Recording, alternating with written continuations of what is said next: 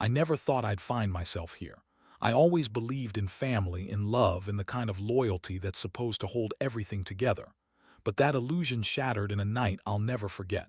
I was supposed to get married in 3 days. Everything was set, dress, flowers, the reception, everything that should have been perfect. And then I found out the truth. It started with something small. A nervous feeling I couldn't shake that week, like the air was too heavy or the walls were closing in. I brushed it off the first few days, telling myself it was just pre-wedding jitters. But then I started noticing little things. My brother, Jake, acting strange around her. Too much eye contact, quick smiles that didn't reach his eyes. I saw him lurking near her hotel room late at night on my phone's security footage, even though he insisted he was out with friends. That was the first red flag I ignored. I didn't want to believe he'd betray me, my own brother. That thought made my stomach turn. But the evidence was right there, clear as day, and I couldn't deny it anymore. When I confronted him, he looked caught, his face went pale, and he stumbled over some lame excuse about checking if she needed anything. Right, like that was just a casual brotherly gesture. Then I remembered her behavior, the way she'd been distant, avoiding my gaze during dinners, rushing to get ready while I was trying to talk to her. It all clicked at once. She was sneaking around with him, probably just days before our wedding, right under my nose. I felt like an idiot. How blind could I be? How did I miss all the signs? I don't think I slept the night after I pieced it together. My heart was pounding in my chest like I'd run a marathon. I kept replaying her face when I asked her about the late-night calls, the way her eyes darted away. I still remember how cold my palms felt, trembling as I held my phone. I wanted to scream or cry, but instead I pushed the truth down, tucked it away like a poison I couldn't let out. The next morning, I woke up with a knot tightening in my stomach. The wedding was supposed to be a celebration, but all I could think about was how I'd been played for. Fool. I decided I wouldn't go through with it, not now, not after this. I called the wedding planner and told her I was backing out, then I drove to her hotel, feeling an anger I'd never known before. When I got there, I just stood outside her door, listening to her voice inside, soft, intimate, like she belonged to someone else entirely. I felt my hands clench. I looked down at the flowers I still held, the ones I'd chosen with her, their colors so vibrant, now it felt like a sick joke. I knocked. She opened the door, surprised, eyes wide with guilt. I saw Jake lurking behind her, trying to act innocent, but I saw everything. "You lied," I said, voice trembling but steady. "All this time you lied to me." I could barely get the words out without choking on the fury. Her face crumpled and she stammered. "I didn't mean for it to happen. It was just once. Just once." I cut her off. "You and my brother, that was just a one-time thing." I felt my face flush with rage. "How long has this been going on? Tell me the truth." She hesitated. "It's been a few weeks," her voice broke. Jake stepped forward, trying to intervene, but I held up my hand. "No, I've had enough. I'm done." My voice was cold now, like I'd shut off some part of myself. "You want to be with him, fine, but I don't want any of this. I don't want you, and I definitely don't want him." Standing there, I realized I'd have to do something no one ever expects, something that turned the tables completely. I'd been betrayed in the worst way possible, and I was done being the victim. Now I was planning my revenge. And trust me, they wouldn't see it coming. After I left her hotel room that day, I felt like I was walking through a fog. Every step was heavy, like I was dragging a lead weight behind me. My mind kept circling back to that look in her eyes, guilt, shame, maybe a little fear. Yet there was something else beneath it all. I couldn't shake the feeling that this wasn't just a one-time mistake. This was a betrayal built on lies from the start. I needed a plan, not an impulsive one, not one that would blow up in my face and leave me even more humiliated. I wanted to make them feel what I felt, like my world had been turned upside down and I was the one who had to pick up the pieces. The first step was gathering evidence. I didn't want to do this blindly. I had security footage from her hotel for sure, but I also wanted physical proof, something undeniable. So I decided to go back, sneak into her hotel room while she was out and find whatever I could. I wasn't planning to steal or vandalize, just to see what she'd hidden, what he'd left behind. That night, I parked my car a few blocks away, feeling my stomach tighten as I approached the hotel. The corridor smelled like stale air and faint perfume, and I kept my movements deliberate but cautious. My heart pounded harder as I slipped into the room, barely breathing. The room was a mess, clothes sprawled across the chair, two half-empty glasses on the bedside table, and a small jewelry box I hadn't seen before. I rifled through her purse, feeling like an intruder, but I had to know. That's when I saw it, a receipt for a dinner reservation at a restaurant across town, time-stamped for midnight. That matched the footage I'd seen, the late night sneaking around, the secret meetings. I also found her phone charger, which I recognized from earlier. I slipped it into my pocket. Then I saw something in the corner, a small, crumpled piece of paper, a napkin with a hastily scrawled phone number and a brief message. Tonight, same place. My stomach twisted. They'd planned it again. Whatever it was ongoing.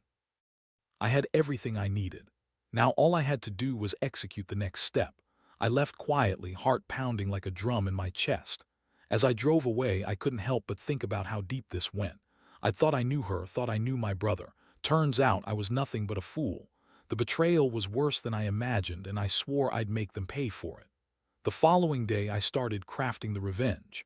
I didn't want chaos, no screaming matches or public humiliations.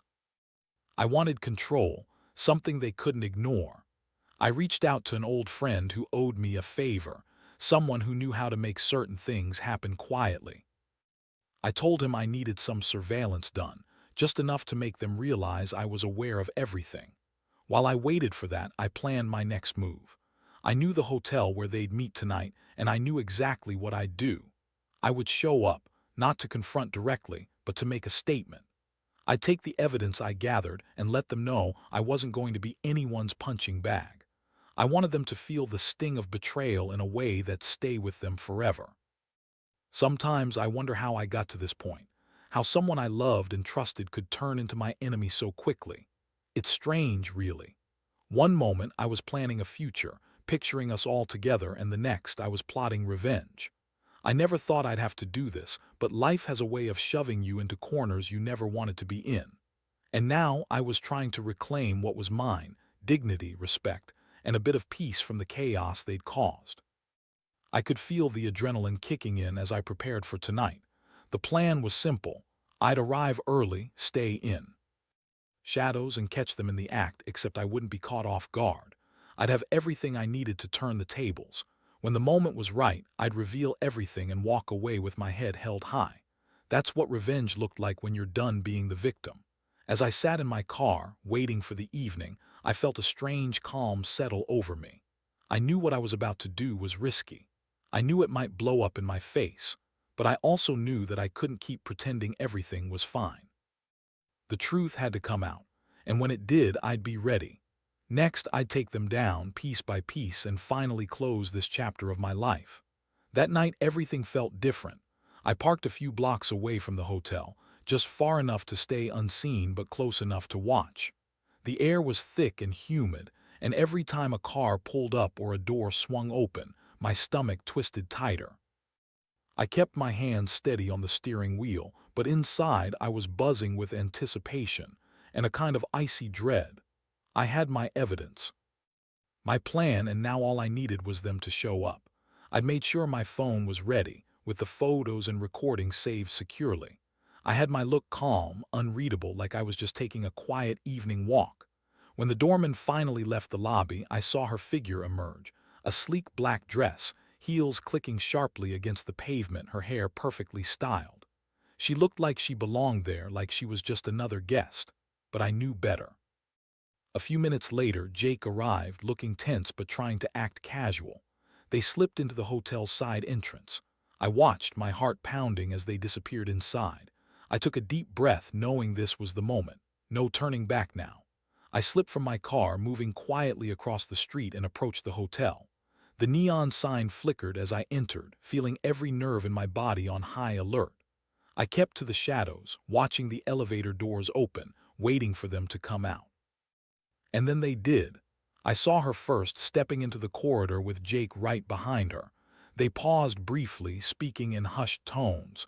The tension was so thick I could practically taste it. That's when I decided. I pulled out my phone, activated the camera, and started recording. I stayed behind the pillar, out of sight, capturing everything. She reached into her purse and pulled out a small key. I knew then I'd seen enough. Whatever was about to happen next, I had the proof. They moved toward a door at the end of the hallway. I pressed record, heart pounding like a drum. Just as they reached the door, Jake handed her the key, whispering something that I couldn't hear, but I didn't need to. The body language spoke volumes. I snapped a few more shots, then slowly backed away, my mind racing. I had what I needed. My plan was unfolding right in front of me. I'd catch them red-handed, and when I did, I'd finally make them realize what they'd lost. I slipped back into my car and started the engine, feeling a strange mix of satisfaction and rage. I knew this wasn't over yet, far from it. But tonight, I'd let them see that I wasn't the fool anymore. I had the evidence and I was ready to use it. As I sat in the dark, watching the hotel from a distance, I realized I'd crossed a line.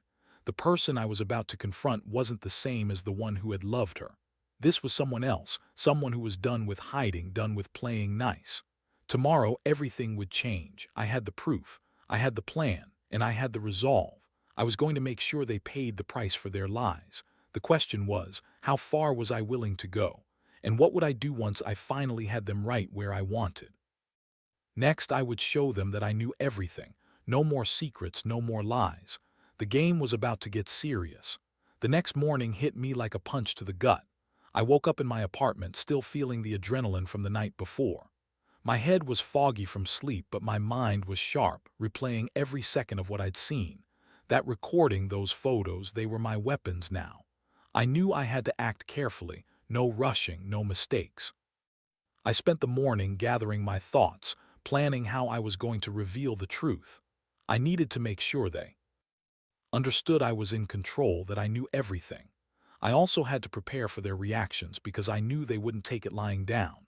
First thing I did was call that friend I'd mentioned, the one who owed me a favor.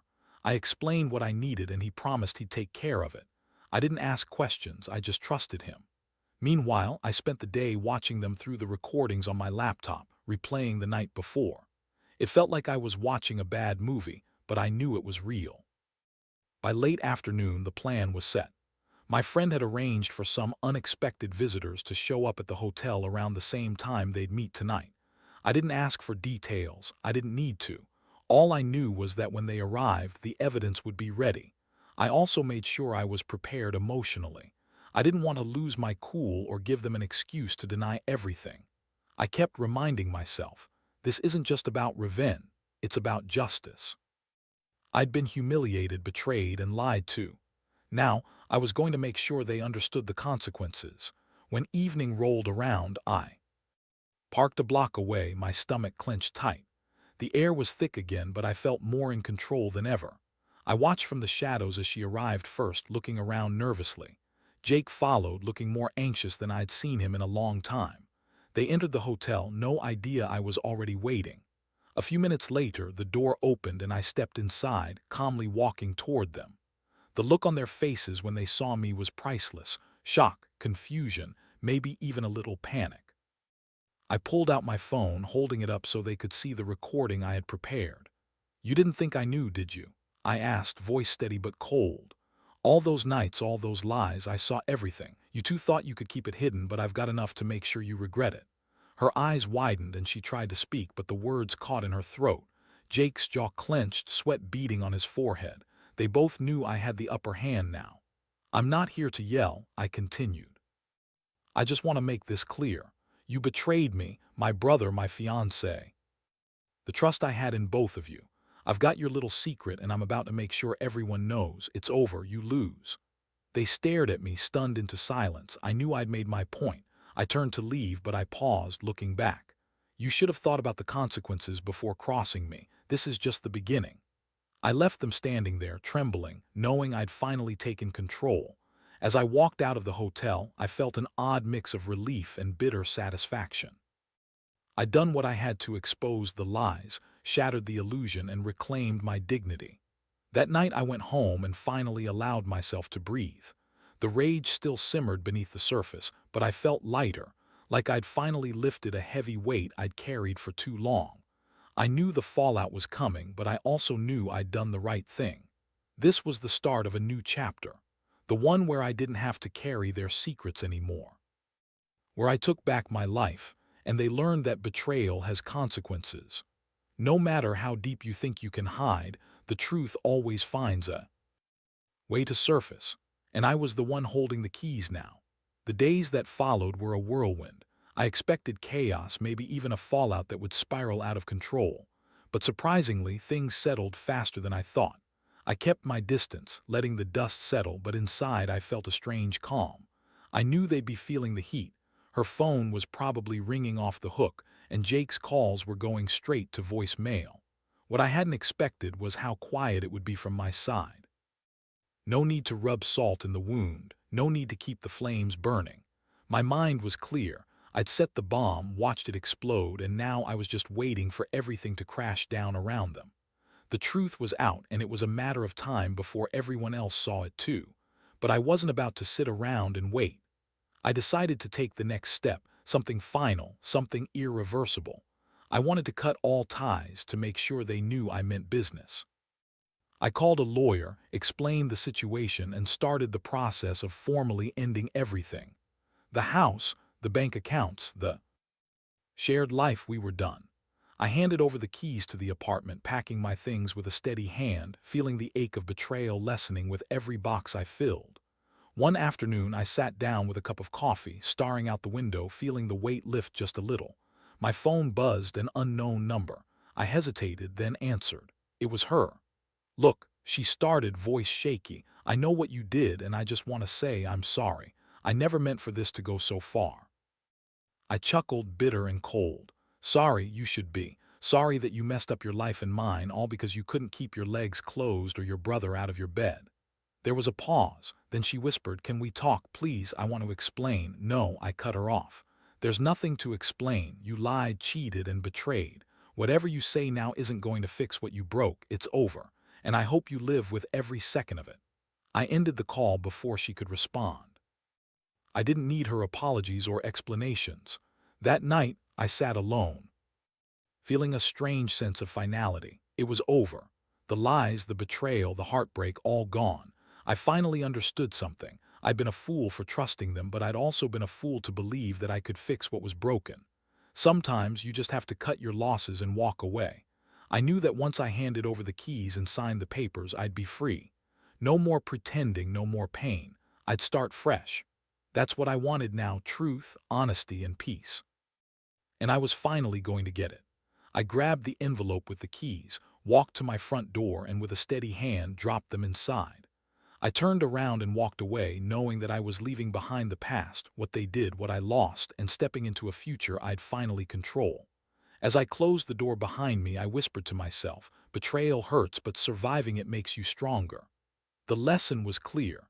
No matter how deep the wound, time and a clean break are the best medicine. It's been a few weeks since I handed over the keys, and honestly, the weight of everything is finally starting to lift. The sting of betrayal still lingers, but I feel a strange sense of liberation I didn't think was possible. I walk around my place now, no longer haunted by her perfume or Jake's sneaky footsteps. I can breathe again, free from the constant lie that had suffocated me. People keep asking if I regret what I did. Honestly, I don't. I've realized that sometimes the only way to reclaim your dignity is to take control and cut out the poison. I've learned to trust myself again, trust that I can see through the lies, trust that I can survive even the darkest betrayals. Every day now is a step toward healing. I've started focusing on myself, rebuilding my confidence, reconnecting with friends I'd pushed away, and making plans for a future that doesn't include her or him. I work out, read more, and even took up a hobby I'd abandoned: cooking. It's small, but it feels good to create something real, something I control. Looking back, I see how blind I'd been, how I'd ignored the red flags, how I'd convinced myself I was lucky. But I also see my strength in finally facing the truth. That night, I sat in my car watching them go into that hotel, feeling helpless and furious, but I turned it into my power. I used everything I had: evidence, patience, a plan, and I got out of that mess with my head held high. I want to tell anyone out there who's going through something similar: don't wait until you're completely shattered. Trust your gut, pay attention to the signs and don't be afraid to walk away. Yes, betrayal hurts. Yes, it's painful to realize someone you loved was capable of such deception. But what's worse is staying silent, pretending everything's fine when it's not. The one thing I've truly learned is that revenge isn't about hurting them, it's about reclaiming yourself.